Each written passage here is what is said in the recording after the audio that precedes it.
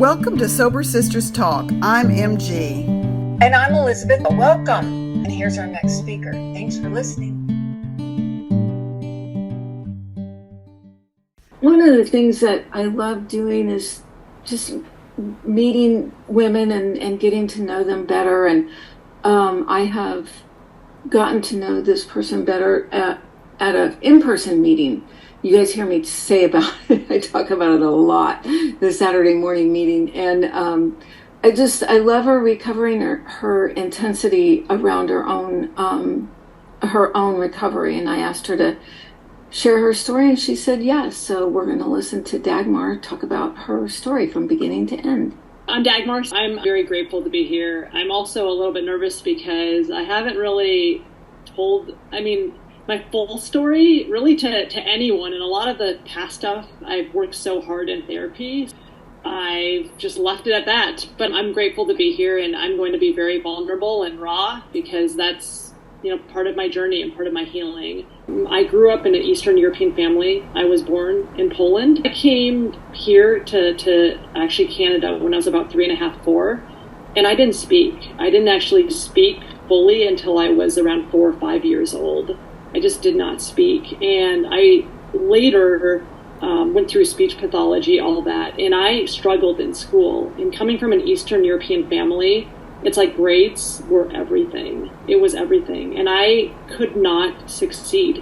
And my older brother, on the other hand, he did great. My dad loved him. But I always felt like I was unloved. I felt defective because I couldn't get good grades, right? That was my core belief. I felt my validation came from my dad. I wanted to get that so badly from the one person that couldn't give it to me. I tried harder in school. I did whatever it took, and I still couldn't get it. As time went on, I decided in college I would major in something that would make him proud. I decided I would be in math and computer science, and I absolutely sucked at those majors. Here, I don't know myself. I don't feel good. I'm trying to validate myself through my dad, live through his lens as this perfect kid, and I can't even do that. It was tough. It was extremely tough growing up. It was tough for me in college, but in college is really where I started dating.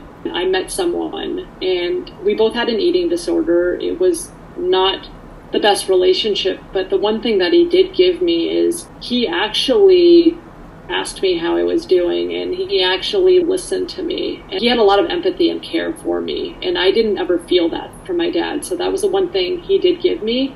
But because I was in college and I was used to abuse and used to not having someone around to be able to ask me questions like that, I felt super uncomfortable. And I decided to sabotage everything I had with that relationship and keep an open relationship and cheat on him and do all that because I felt super uncomfortable with somebody that was actually there, actually saw me for who I was. I broke up with him, and that's when I really went down the rails. I was very promiscuous. Thank God I don't have any STDs. I just went from one guy. I was very much into the sex addiction. Again, didn't know myself. With labels like I was talking about, feeling unlovable, still feeling I don't deserve good relationships, still feeling that I'm not worthy of love, all of that. Also, people are going to leave me anyways when they find out who I really am. Why not just continue sleeping with them? And that's what I did. I didn't even know how to have conversations with people. And then I went straight to somebody I met who later was my stalker. Very, very dangerous situation I put myself in. I go back to labeling my feelings. I was still angry. I hated my job. I hated my boss. All of that. So I decided I'm going to quit and I'm going to make some extra money. And I decided to meet this guy. He said, great, you can model for me. And it really wasn't that. He had all intentions of sleeping with me, all intentions of doing whatever, playing games. And some of the nights that I met him, and we always met in hotels. So that's a sign right there too. But, that wasn't even a thing for me. It was like, okay, he wants to meet in a hotel, perfectly fine. And he raped me the first night that I had been in a hotel with him. And I didn't talk to him for a while. I was in a lot of pain. I went to the hospital. And later he found a way to hook me back saying, I need you, I love you, da-da-da-da. And that was our relationship. And I had other guys I was with, he had other people he was with. And at the end of that relationship, he basically told me he's going to make my life a living hell if I break up with him, and he did. I felt like, again, as we all know about relationship patterns, right? Unless I'm labeling and understanding, not only, okay, I don't feel like I deserve good relationships or I'm unlovable and all that, unless I actually not only label it, but know what to do with it, I continued going down the path. And so I just continued going down the path, and I met later my fiance, and he was my boyfriend and then fiance, and he had, there's a pattern here. You're talking to someone like me who's emotionally unavailable, doesn't know how to have an intimacy, sleeps with the guys right away. And he was one that we just slept quite fast together, and then we're like, hey, we're going to get to know each other.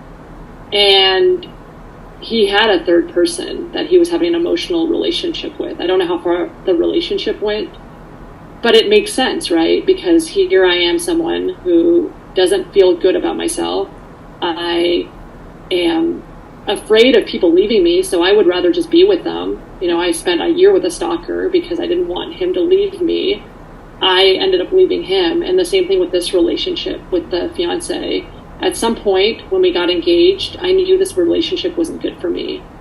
And I started having, just all of these nightmares around this relationship, and it didn't feel safe at all. I, at this point, started doing more intense recovery, and I eventually left him. It was a really hard decision because I was 6 months from, getting married, and then people want to know, why aren't you getting married when you cancel your wedding?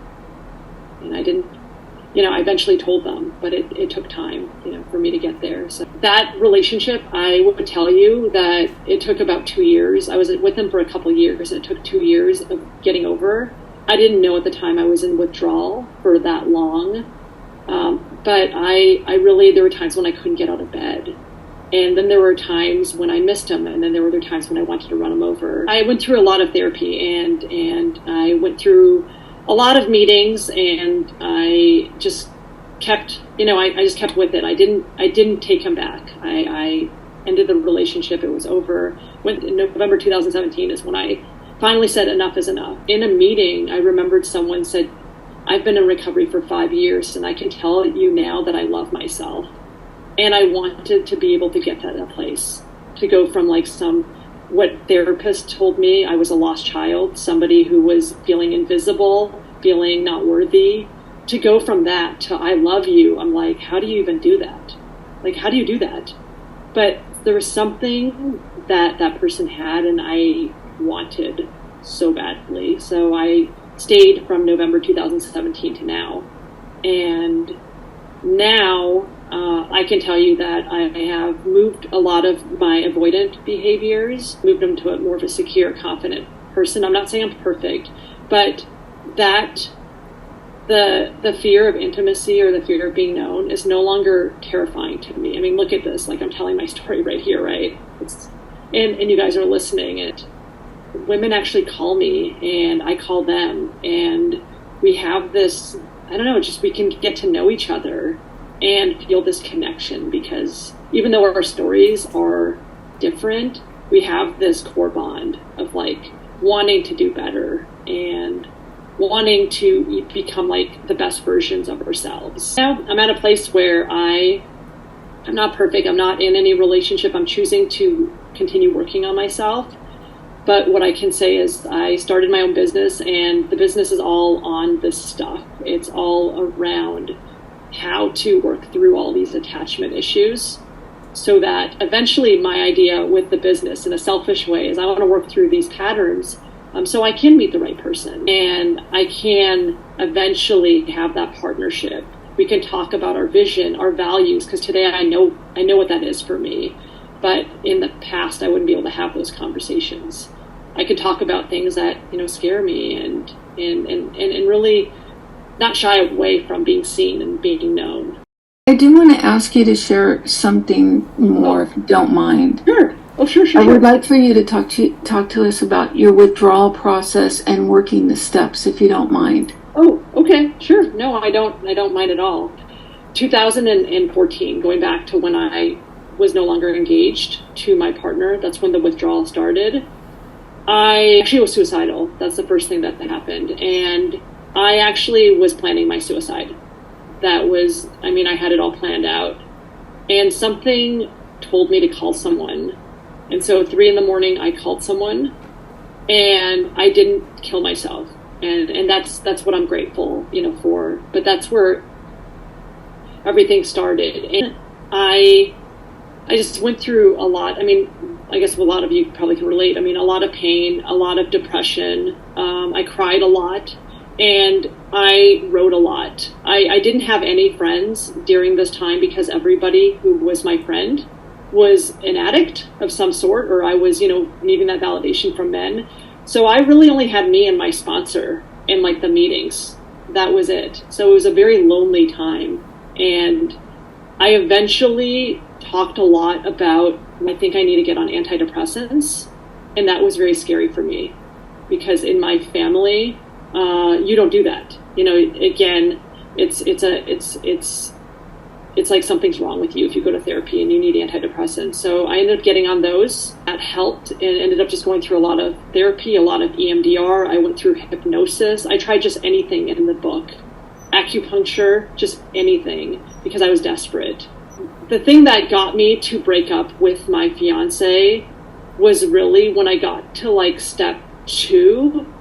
I wasn't ready to surrender, okay? That was I didn't even understand really God at that point or a higher power, but I knew that I've come to believe there's something greater than myself, and I've come to believe that these behaviors are unacceptable. The way I'm being treated by this guy is unacceptable.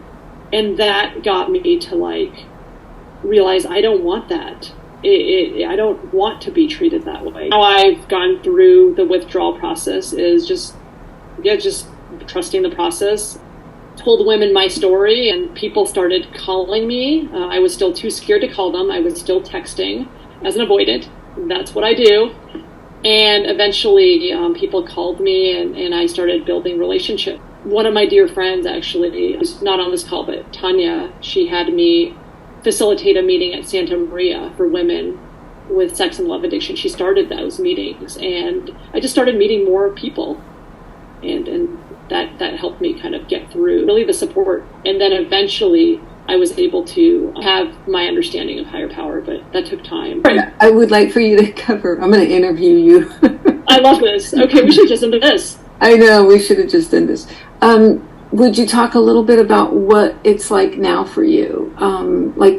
The people that you are your friends. I think it's such an interesting point that you made, that I don't have any friends. I just had my sponsor, and then I started thinking, yeah, we make friends with people we're in withdrawal with.